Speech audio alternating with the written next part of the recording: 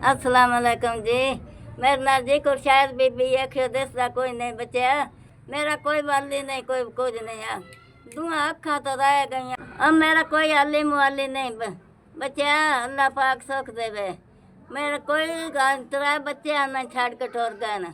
अखियो नहीं है, ना कोई दिसदा ना बहिंदा है। तो मैं छड़ के सारा टुर गए न। ना मेरी कोई धी है तो ना उत्थे कोई पुत्तर है मेरा।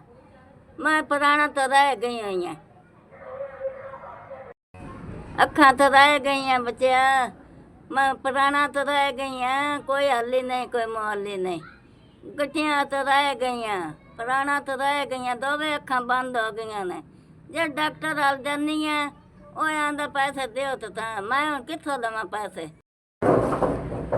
मेरे बच्चों अल्लाह बस रवो, अल्लाह बाड़ा देवे।